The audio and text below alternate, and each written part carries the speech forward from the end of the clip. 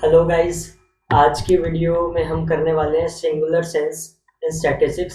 Statistics को singular sense के अंदर हम किस तरीके से डिफाइन कर सकते हैं, ये सारी चीज़ें हम पढ़ने वाले हैं आज की वीडियो के अंदर। सो स्टार्ट करते हैं हमारी आज की वीडियो, स्टैटिस्टिक्स और सिंगुलर सेंस। पिछले वाली जो वीडियो थी उसके अंदर हमने डिस्कस किया था फीचर्स के बारे में, प्लूरल सेंस के। स्टैटिस्टिक्स जो प्लूरल सेंस में थी उसके फीचर्स पढ़े थे हमने, जो कि थे aggregate facts. Aggregate sum total होना चाहिए फैक्ट्स का, न्यूमेरिकली एक्सप्रेस होने चाहिए, कि हमारे पास न्यूमेरिकल फिगर होनी चाहिए स्टैटिस्टिक्स को देखने के लिए। मल्टीप्लिसिटी कोजेस की होनी चाहिए, मतलब बहुत सारे कोजेस होने चाहिए उसके लिए, तभी हम स्टैटिस्टिक्स को प्लूरल सेंस में बोल सकते हैं। अगला जो फीचर था वो था हमारे पास रीजनेबल एक्यूरेसी होनी चाहिए हमारे पास डाटा की। म्यूचुअली रिलेटेड और कंपेरेबल होने चाहिए, मतलब कि कंपेरेबल कर सके, हम कंपेयर कर सके दो से ज़्यादा डाटा को, तभी हम स्टैटिस्टिक्स उसको बोल सकते हैं। प्री डिटरमाइंड ऑब्जेक्टिव होने चाहिए हमारे पास, पहले से डिफाइंड ऑब्जेक्टिव होने चाहिए, उसी के बेसिस पे हम चलने वाले हैं। एस्टिमेटेड वैल्यू होनी चाहिए या फिर एनमरेटेड वैल्यू होनी चाहिए, डिटेल्ड फॉर्म में हम उन चीज़ों को लेके चलते हैं, मतलब अप्रॉक्सीमेशंस के ऊपर हम चलते हैं स्टैटिस्टिक्स के अंदर। और लास्ट जो फीचर था वो हमने पढ़ा था collected in a systematic manner. जो भी स्टैट होती है, जो भी डाटा होता है, उसको सिस्टमेटिक मैनर के अंदर हम कलेक्ट करते हैं, तो उसको हम बोलते हैं स्टैटिस्टिक्स इन प्लूरल सेंस। आज का जो हमारा टॉपिक है वो है हमारा स्टैटिस्टिक्स सिंगुलर सेंस।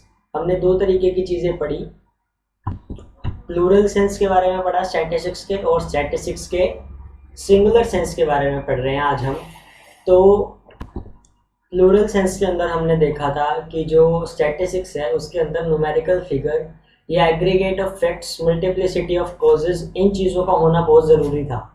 सिंगुलर जो नाउन होते हैं, सिंगुलर सेंस के अंदर अगर हम स्टैटिस्टिक्स को डिफाइन करते हैं तो वो सारी चीज़ों को छोड़ के हम बात करते हैं पूरी की पूरी प्रोसेस की, जिसके अंदर दो चीज़ें हैं, क्वांटिटेटिव वेरिएबल्स और क्वालिटेटिव वेरिएबल्स के बारे में हमने पिछली वीडियो के अंदर बात की थी, कि उसके बेसिस के ऊपर इकोनॉमिक्स को किस तरीके से डिफाइन किया जा सकता है या स्टैटिस्टिक्स को किस फॉर्म में लाया जा सकता है। तो उसके ऊपर हमने कमेंट करने के लिए बोला था आपको कि क्वांटिटेटिव वेरिएबल और क्वालिटेटिव वेरिएबल के कोई 3 या 4 या 5 एग्जांपल्स अगर आपके माइंड में हैं तो कमेंट बॉक्स में आप दे देते, तो उसके बेसिस पे हमको ये चीज़ समझ में आ जाती है कि आपको वो जो टॉपिक था वो समझ में आ गया। आई होप सो आपने वो जो कमेंट्स थे वो किए होंगे हमारे पेज पे, हमारे चैनल पे। आज का जो टॉपिक है वो हम स्टार्ट करने जा रहे हैं, स्टैटिस्टिक्स सिंगुलर नाउन। इसके अंदर बेसिकली क्या है, statistics singular noun. Singular sense के अंदर हम स्टैटिस्टिक्स को जब डिफाइन करते हैं तो उसके अंदर हम 5 पॉइंट्स या पूरी प्रोसेस को डिफाइन करने की कोशिश करते हैं।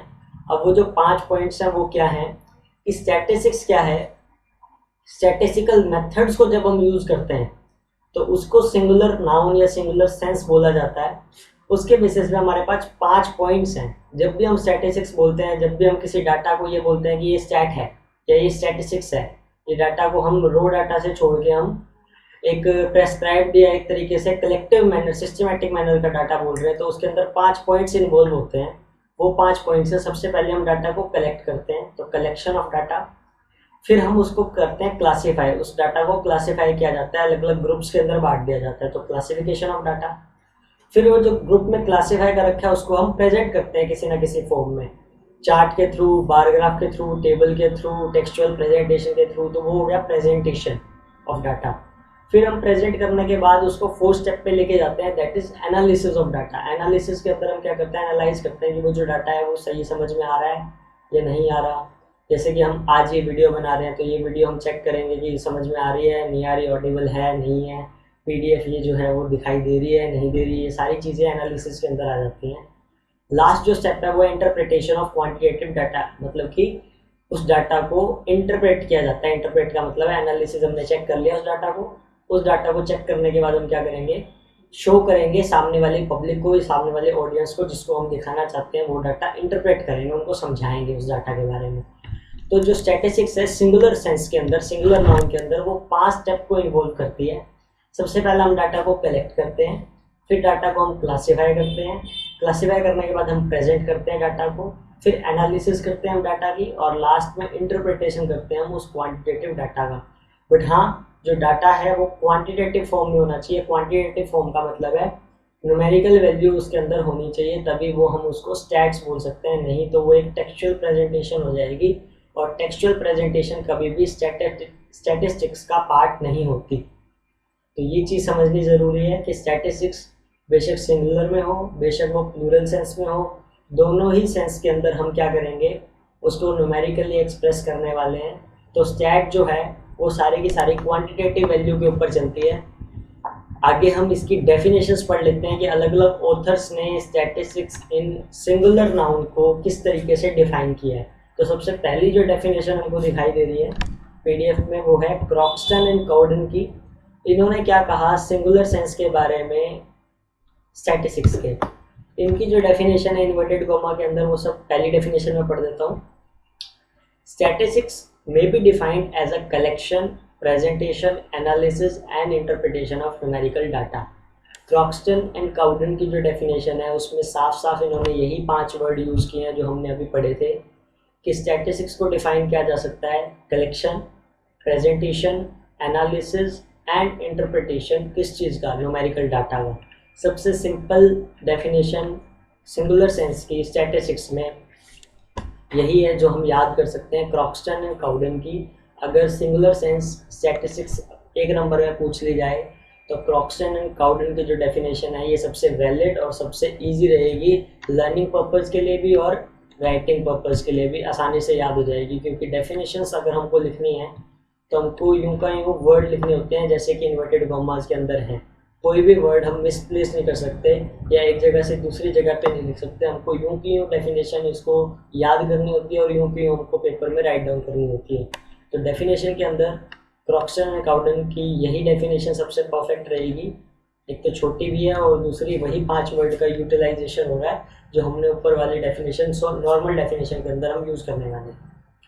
अगली जो डेफिनेशन है वो है लॉविट की। उन्होंने क्या कहा सिंगुलर सेंस के बारे में स्टैटिस्टिक्स के कि स्टैटिस्टिक्स इज अ साइंस, एक साइंस है जो डील करती है किसके साथ? Collection, classification, tabulation of numerical fact. यहाँ पर इन्होंने टेबुलेशन, टेबल की फॉर्म को एक्सटेंड कर दिया, बढ़ा दिया यहाँ पर डेफिनेशन के अंदर कि क्लासिफिकेशन तो करती है पर क्लासिफिकेशन के साथ साथ टेबुलेशन न्यूमेरिकल फैक्ट्स का देना as a basis for a explanation.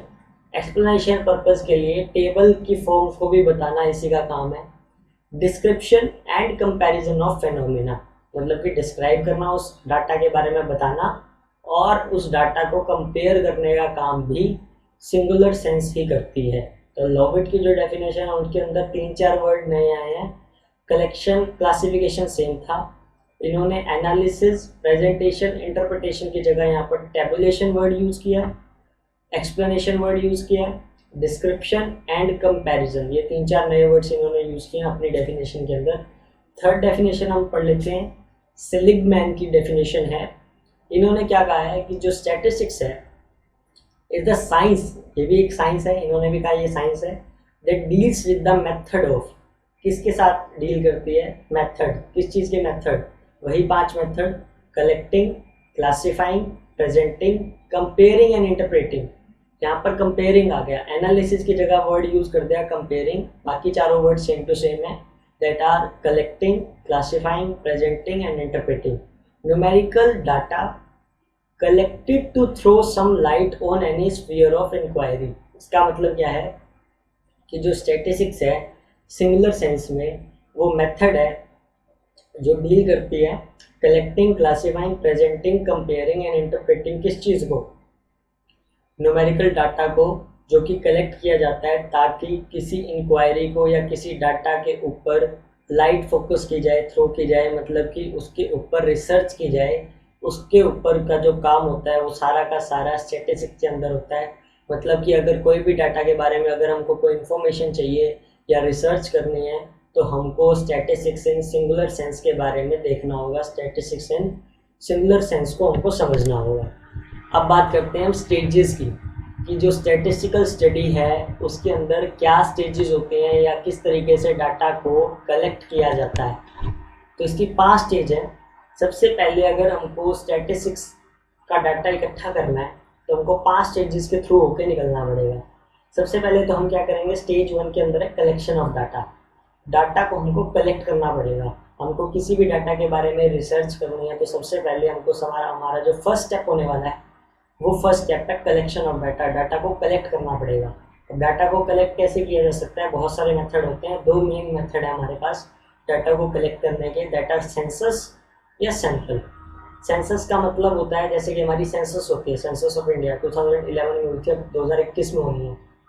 Census का मतलब क्या है कि पूरी की पूरी पॉपुलेशन को, पूरी की पूरी जितने भी यूनिवर्स है, मतलब कि जो भी हमारे पास डाटा अवेलेबल है उसको पूरे को रीड कर लो, उस पूरे को एनालाइज कर लो, वो हो जाता है कलेक्शन ऑफ डाटा। उस पूरे डाटा के बारे में इंफॉर्मेशन अगर हमने कलेक्ट कर ली तो उसको हम बोलते हैं सेंसस ऑफ डाटा। मतलब कि 100% डाटा को जब हम कलेक्ट कर लेते हैं उसको हम बोलते हैं सेंसस। और सैम्पलिंग का मतलब होता है जब हम 100% में से कुछ डाटा को रिसर्च करते हैं, कुछ डाटा को कलेक्ट करते हैं हमारे पॉइंट ऑफ व्यू के लिए, उसको बोलते हैं sampling method of collection of data.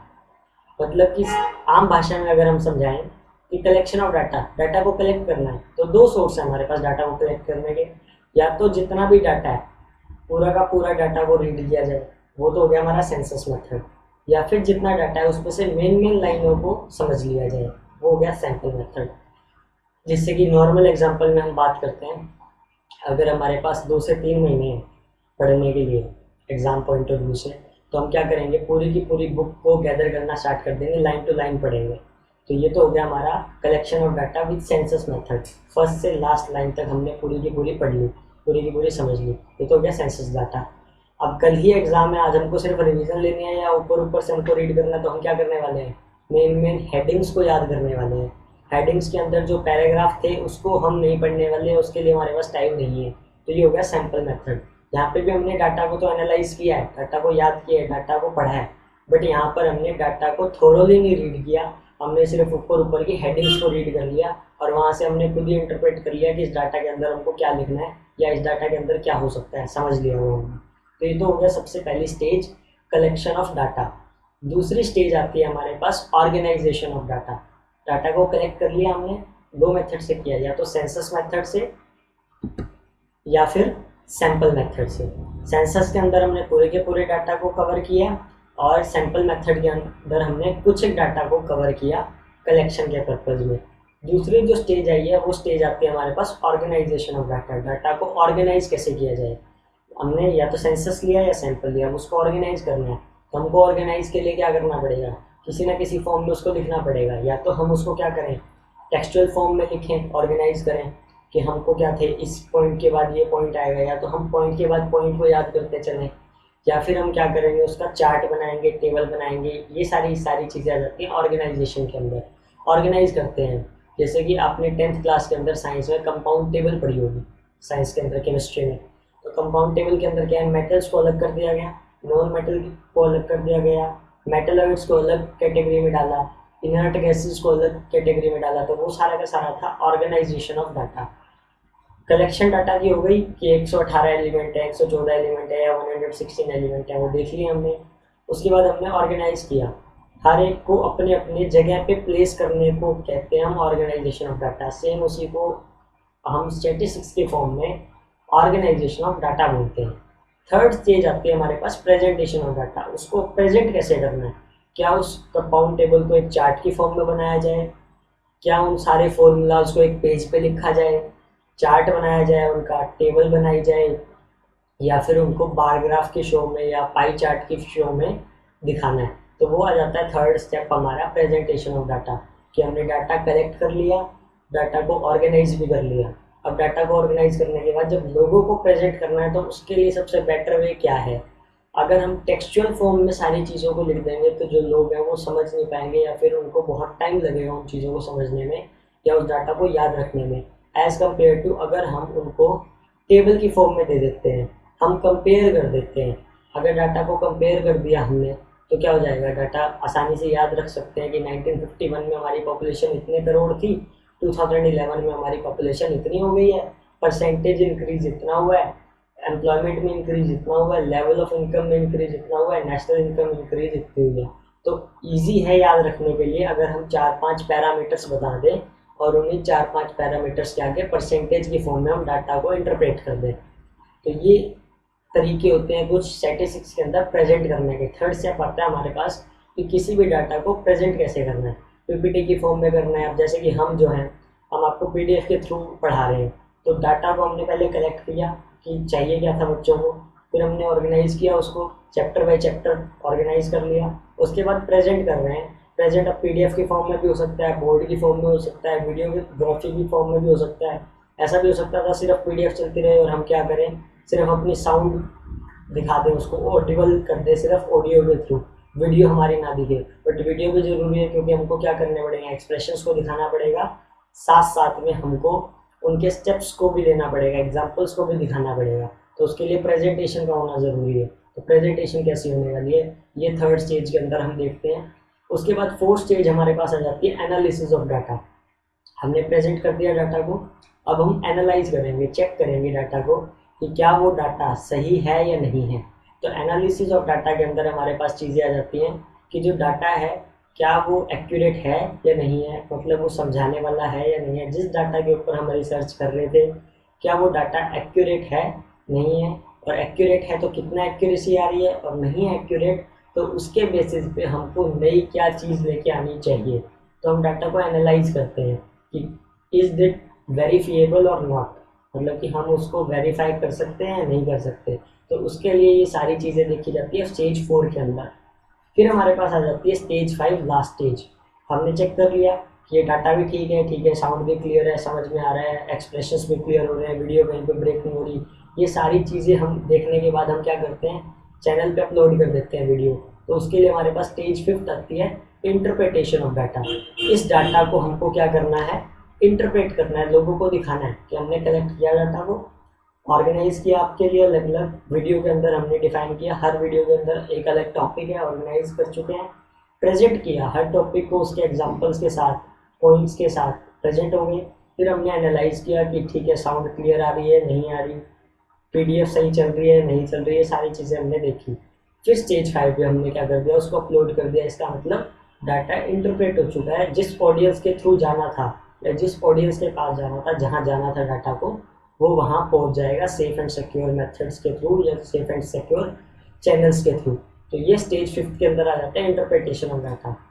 हर चीज़ को हम इन्हीं 5 स्टेजेस के अंदर डिफाइन कर सकते हैं। जब भी हमको कोई भी डाटा को इंटरप्रेट करना है या कोई भी डाटा को हमको रो डाटा से उठा के स्टैटिस्टिक्स की फॉर्म में, न्यूमेरिकल फॉर्म के अंदर अगर हमको उसको एस्टेब्लिश करना है, तो इन्हीं 4-5 स्टेप्स को हमको लेके चलना होता है ताकि ये जो प्रोसेस है उसको बढ़ाया जा सके। उसमें स्टेज 1 के अंदर हमारे पास कलेक्शन ऑफ डाटा था, फिर हम ऑर्गेनाइजेशन ऑफ डाटा करते हैं स्टेज 2, 3 के अंदर प्रेजेंटेशन ऑफ डाटा होती है, 4th के अंदर एनालिसिस ऑफ डाटा होता है, और 5th के अंदर इंटरप्रिटेशन ऑफ डाटा होता है। तो आई होप सो कि ये जो स्टेजेस हैं आपको ये पांचों की पांचों समझ में आ गए होंगी। अगले स्टेप पे चलते हैं हम, स्टैटिस्टिकल टूल्स क्या होते हैं हमारे। तो स्टैटिस्टिकल टूल्स के बारे में हम पढ़ रहे हैं कि स्टैटिस्टिकल टूल्स हमारे क्या होते हैं। Statistical tools basically standard techniques या मेथड्स को बोला जाता है कि स्टैट को इकट्ठा करने के लिए जो पांचों स्टेजेस हमने पढ़ी, स्टेज 1, स्टेज 2, स्टेज 3, 4 एंड 5, इन पांचों को करने के लिए हमारे पास क्या क्या टूल्स हैं, किस तरीके से हम स्टैट को इकट्ठा कर सकते हैं, स्टैट के डाटा को रिकमेंड कर सकते हैं, उसके लिए हमारे पास कुछ टूल्स होते हैं। तो वो टूल्स क्या क्या हैं, सबसे पहले तो स्टेज 1 के अंदर हमको क्या करना है, कलेक्शन करना है डाटा का। उसके अंदर मैंने 2 टूल्स आपको ऑलरेडी बता चुका हूँ इस वीडियो के अंदर कि जब हम डाटा को कलेक्ट करते हैं तो उसके अंदर हमारे पास 2 टूल्स यूज़ होते हैं, डाटा सैंपल मेथड और सेंसस टेक्निक। ये 2 टेक्निक यूज़ होते हैं जो हमारी 4th लाइन में इस पैराग्राफ में दे रखी है कि डाटा को या तो थोरोली 100 का 100% चेक कर लो, या फिर डाटा को सैंपल फॉर्म में ले लो। जैसे कि हमने पॉइंट्स याद किए थे कि अगले 24 घंटे में एग्जाम है, अगले दिन एग्जाम है, तो हम क्या करेंगे, आज रिवीजन ले रहे हैं। रिवीजन के टाइम पे हम पूरी बुक दोबारा से नहीं पढ़ने वाले, हम क्या करने वाले हैं, सिर्फ और सिर्फ हेडिंग्स को याद करने वाले हैं, सिर्फ और सिर्फ हेडिंग को पढ़ने वाले हैं, ताकि इंटरप्रेट हो जाए हमको खुद से कि उस पॉइंट के अंदर क्या था। ये सारी चीज़ें हम देखते हैं। तो सबसे पहला जो स्टेज थी उसके अंदर हम जो टूल यूज़ करते हैं वो यूज़ करते हैं या तो सैंपल टेक्निक या सेंसस टेक्निक। उसके बाद जो दूसरी आती है हमारे पास वो आती है ऑर्गेनाइजेशन ऑफ डाटा। ऑर्गेनाइजेशन के ऊपर डाटा की किस तरीके से हम ऑर्गेनाइज कर सकते हैं वो दो सोर्सेज है हमारे पास, या तो एरे ऑफ डाटा या फिर टेलीज बार्स को, मतलब कि टेली की फॉर्म में अपने 14 चैप्टर स्टैटिस्टिक्स के अंदर टेलीज बनाई होंगी फ्रीक्वेंसी के साथ। तो अगर हमको किसी डाटा को ऑर्गेनाइज करना है तो हम क्या करेंगे, टेली के हिसाब से कर देंगे, या तो असेंडिंग ऑर्डर में या डिसेंडिंग ऑर्डर में फ्रीक्वेंसी के हिसाब से, कि इसकी फ्रीक्वेंसी 9 है तो टेली की फॉर्म में लिख दिया 9, हमको वहाँ से पता चल जाएगा कि डाटा को किस तरीके से ऑर्गेनाइज करना है, या तो असेंडिंग में कर सकते हैं या डिसेंडिंग में कर सकते हैं। थर्ड हमारे पास स्टेज आ जाती थी जहाँ पर हम क्या करते थे, प्रेजेंटेशन करते थे। डाटा को ऑर्गेनाइज कर लिया, कलेक्ट कर लिया, प्रेजेंट करना है तो प्रेजेंट कैसे करें, टेबल बना के कर सकते हैं, लोगों को दिखा सकते हैं, ग्राफ बन सकते हैं, डायग्राम्स बन सकते हैं। ये कुछ एक स्टैटिस्टिकल टूल्स होते हैं जिसके थ्रू हम क्या कर सकते हैं, प्रेजेंटेशन कर सकते हैं हमारे डाटा की। उसके बाद फोर्थ आता है एनालिसिस करना है। एनालिसिस मतलब चेक करना है डाटा को कि क्या वो डाटा ठीक है या नहीं है, तो वो हम करते हैं एनालिसिस ऑफ डाटा 4 स्टेप के अंदर। तो एनालिसिस के अंदर हम क्या करते हैं, बेसिकली एवरेजेस और परसेंटेज जब हम करते हैं तो वो सारी की सारी एनालिसिस ऑफ डाटा के अंदर आ जाती है कि उस डाटा को क्या करो, एवरेज निकाल लो उस डाटा की, या परसेंटेज की फॉर्म में कर लो। तो वहाँ से हमको पता चल जाएगा कि जो डाटा है वो कितना एक्यूरेट है। परसेंटेज से हमको ये पता चल जाएगा कि वो जो डाटा है वो कितना एक्यूरेट है या कितना इनएक्यूरेट है। तो ये सारी चीज़ें हमको देखने को मिलती हैं 4 स्टेप में एनालिसिस ऑफ डाटा के अंदर, हम स्टैटिस्टिक्स के जब हम करते हैं। और जो लास्ट है इंटरप्रिटेशन ऑफ डाटा।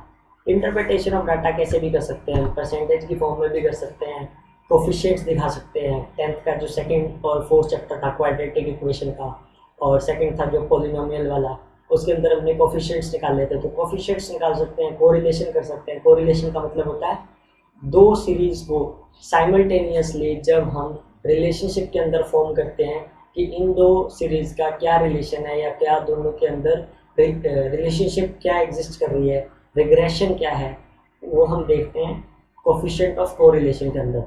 10th तक के अंदर तुमने सारी की सारी एक इक्वेशन की रिलेशनशिप पढ़ी थी।